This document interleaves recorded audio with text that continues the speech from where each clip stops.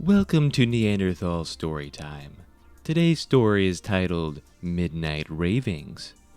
This time around, for our 7th edition of Neanderthal Storytime, we'll be having on a couple guest speakers.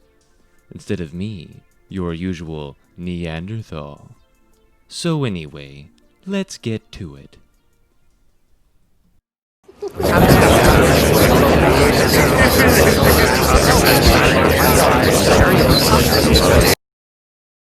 Just kidding. Now on to the ravings. Ideal situation in life is to put one of those tiny glass ornaments in my butt, but just so the bulb's peeking out. And I want someone dressed as the Michelin Man to stand about 200 meters away with a Red Ryder BB gun, just cranking off shots until he shoots it. Once he hits it, I want Quentin Tarantino to come out the side of from a tiny cabinet that has a nice lacquer finish, and for him to just yell, ice cream, ice cream, ice cream, and then my fingers explode with joy. I think what would make it a little bit better, though, now that I'm kind of thinking of the situation, is if the Michelin Man would just scream into the sky as he's shooting, "God left me unfinished." It's one of my best excerpts from the Bernstein Bears that I think we can all take to heart.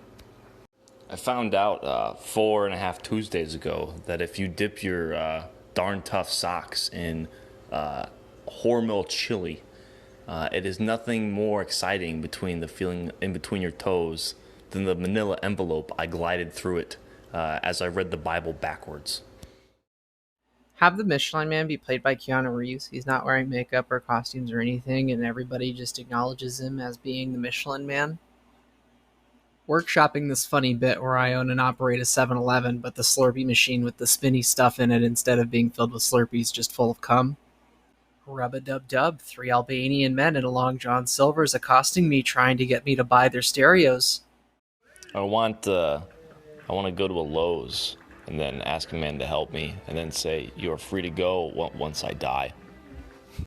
Every morning I text my grandma at 9 a.m. asking her if she got my letter. Every morning. I've never once sent her a letter. I keep telling her to wait for it. In late 2008, my family was decimated when John Schnatt plowed his 2003 Maserati Quattroporte into them. When I tried to stand up for them, he proceeded to fire a fine mist of sarin gas into my face. I woke 3 days later in the South China Sea. My cousin Jeremy was executed by the Catholic Church in the Diocese of Grand Rapids, Iowa, for apostasy. Late last year, I had the misfortune of boating on the Illinois River in my Mastercraft X26, a 2019 model, when suddenly an adjacent boat came upon me and fired a 15-inch bullet into my face. It was at that point I realized it wasn't a boat at all. It was a Lamborghini Countach, piloted by none other than the John Schnatt. Fuck. I was in a Dairy Queen that was only open during the summers because of the economy in a piss-poor town called Pineburg. And I sat there and realized that I wasn't in Dairy Queen. I was in Jay Leno's garage, and he wore nothing but Crocs and said, "I'm going to slap my ass with your ass." Wet ass pussy? God doesn't like that kind of language. How about, we all procreate. My wife has hair. It almost pains me to admit this, but in early 2000, I was walking through Oregon City. I don't know why my parents weren't there. I think they didn't want me anymore. But suddenly, I was approached by a vehicle traveling at about 70 kilometers an hour, which may not seem like a lot, but it is.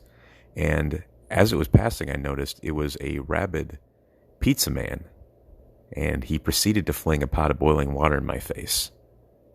And that's why I look the way I do today. It's funny you bring up deformities in your life that have shaped you. I remember I went to Chili's once and registered someone else's name underneath the free coupons to get some $5 fajitas, and unlimited fajitas at that point. Nothing came to fruition, and I'm scarred to this day because of it, and that's the reason why I look the way I am. Sometime back in the summer of, I believe it was 2011, I was traveling in a 2006 Dodge Grand Caravan at Cartville in Peoria, Illinois, when suddenly my friends and I, trying to get out of the vehicle, were rammed into by a 2004 Bugatti Veyron.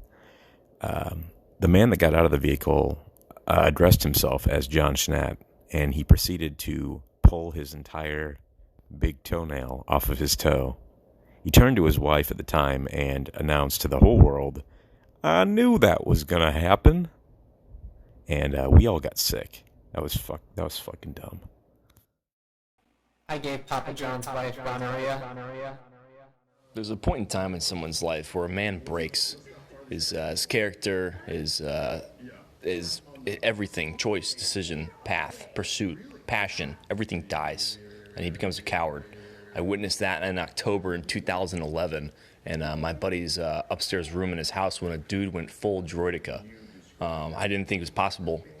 He was selling it to this point where he convinced himself that he was part of the droid army, and that he was going to fight the Gungans.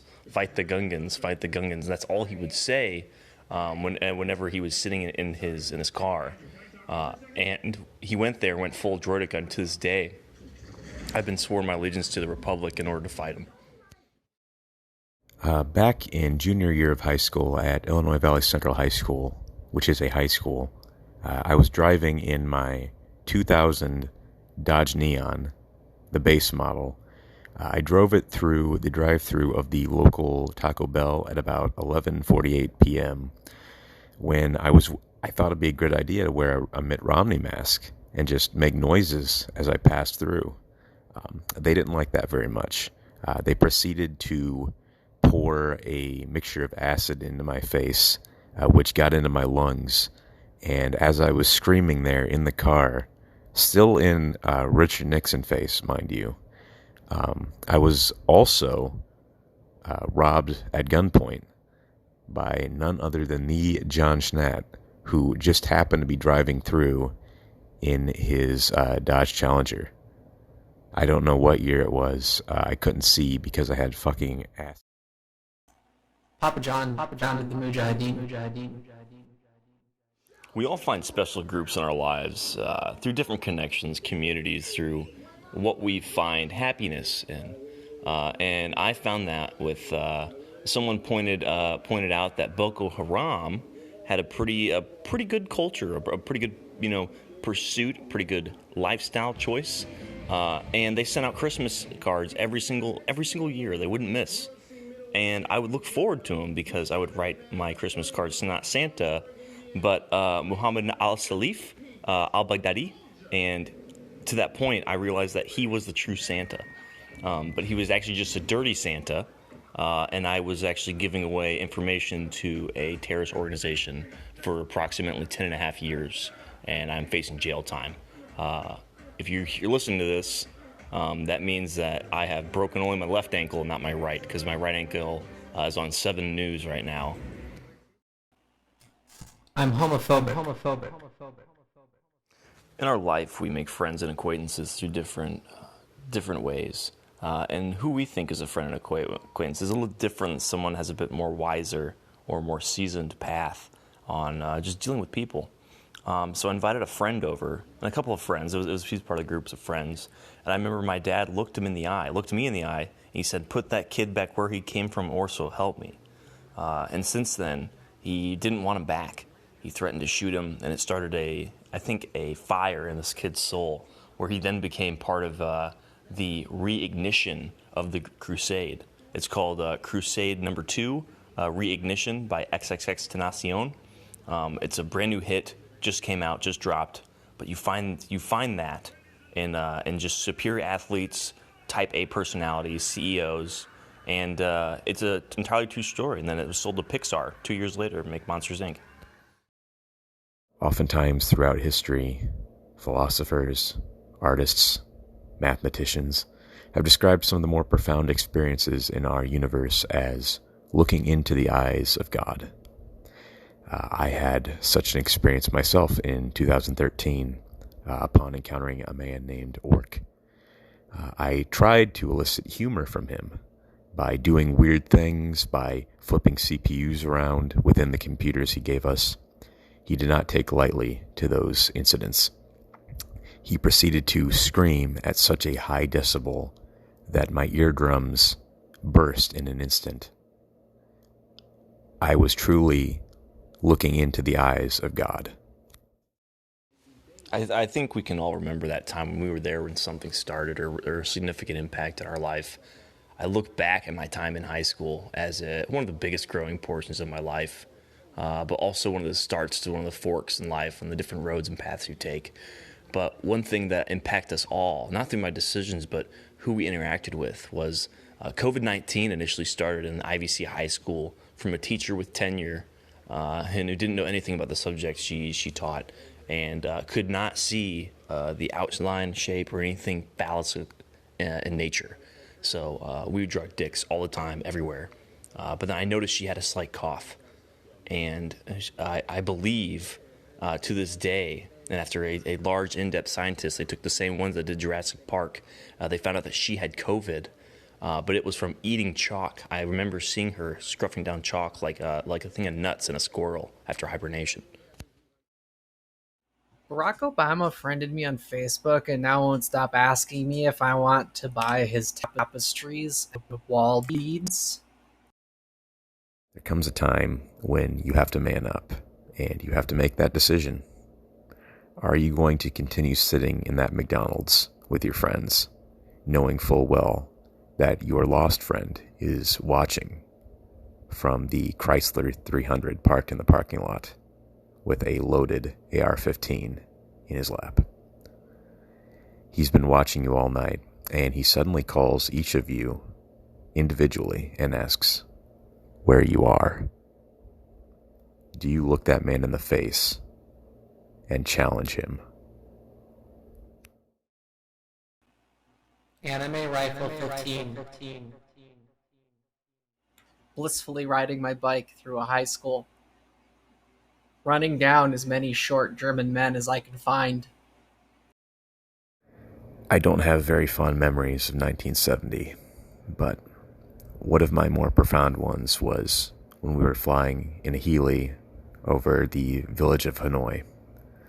My friend Alex was sitting next to me, holding his AR-15. He proceeded, though, to hand me the weapon and instead insisted that he was going to slay everyone on the ground with his katana instead.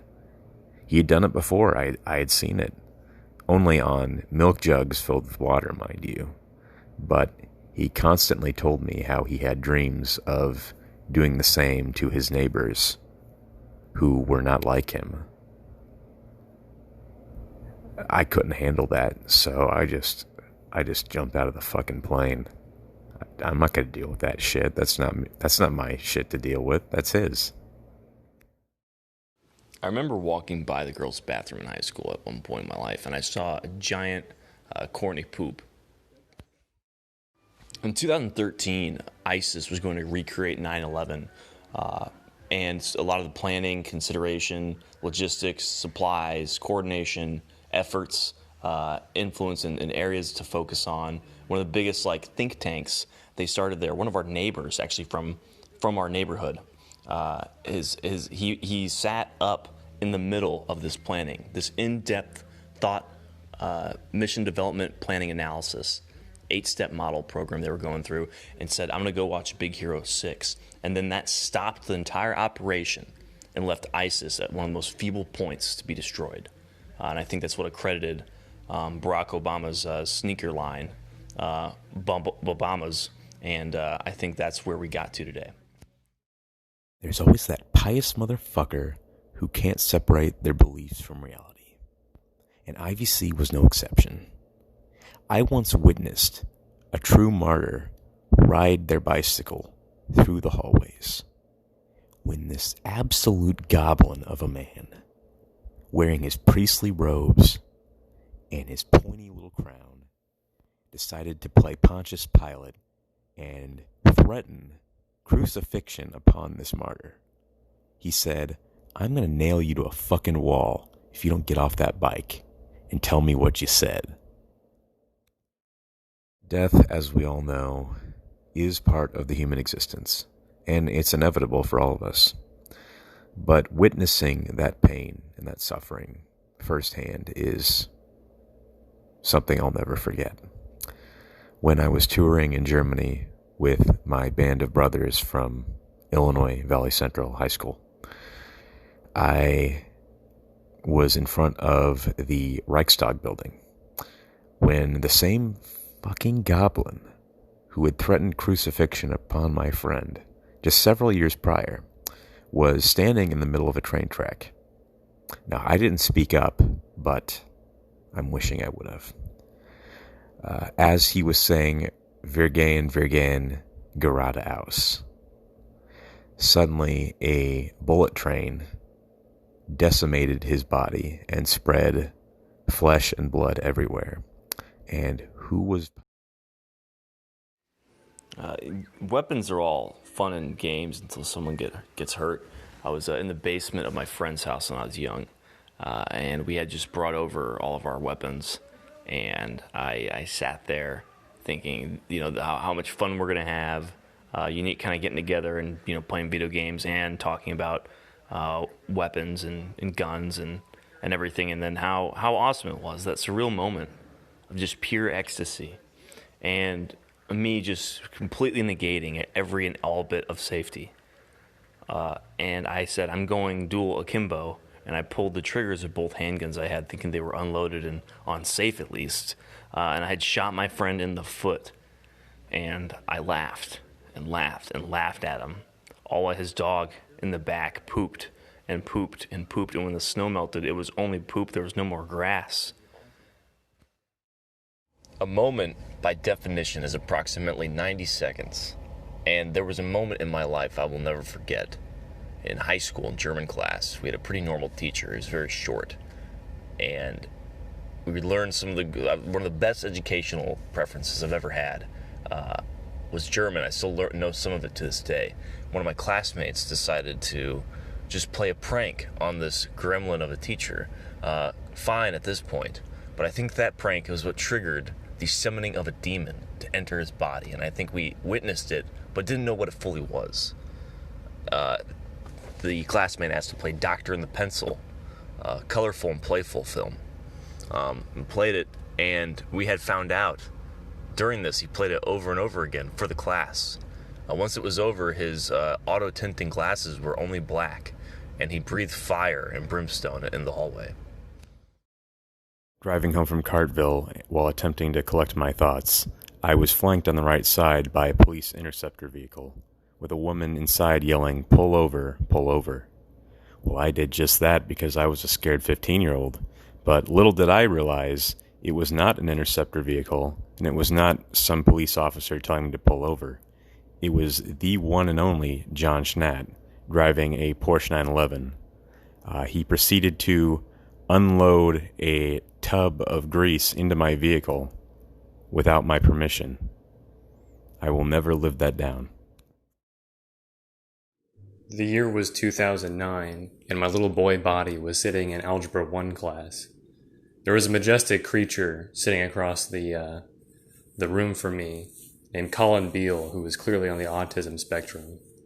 He started throwing a fit about the amount of homework we had to do. The teacher started to yell at him. Instead of crying out further, he looked at me and went, "Oh!" The year was 2013. We had just graduated high school. I had previously totaled my car. We were hanging out at the local McDonald's. Everyone, including the majestic Colin Beale. But my best friend Nick was not there, despite the fact that it was his idea. The majestic creature Colin Beale ordered an ice cream cone. He ordered a large because he knew that everyone would fuck it up, because he worked there. And they did. I thought to myself, what a fucking poopy butthole, man. That was not the only car that was totaled that day. As we were eating our large ice cream cones, a old maroon Buick a maroon Buick. It was driven by, fuck, what was his name? The weatherman. He came out, he fell on the floor, and he was like, "There's knives in me."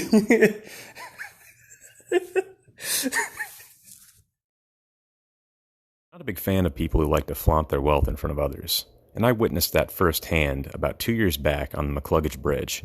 While driving one night in my retro-futuristic Pontiac, a man pulled up next to me in a bright, shiny Tesla. He leaned out the window and yelled, "Hey, buddy, fuck you!" And I said, "Whoa. Hey, pal, what gives you the right to say that?" He said, "Well, I'm rich." And I said, "All right, what right does that give you?" He said, "You don't understand. I'm rich, and I just caught you staring at my big cans." I looked down to notice 8 liters of gasoline in cans in front of his car. Suddenly, he appeared on the passenger side of my car and threw his big cans into my car, lighting them on fire and fucking my wife. Well, I hope you enjoyed that crazy fucking bullshit. Join us next time on Neanderthal Storytime, where we're gonna tell a different story. Good night.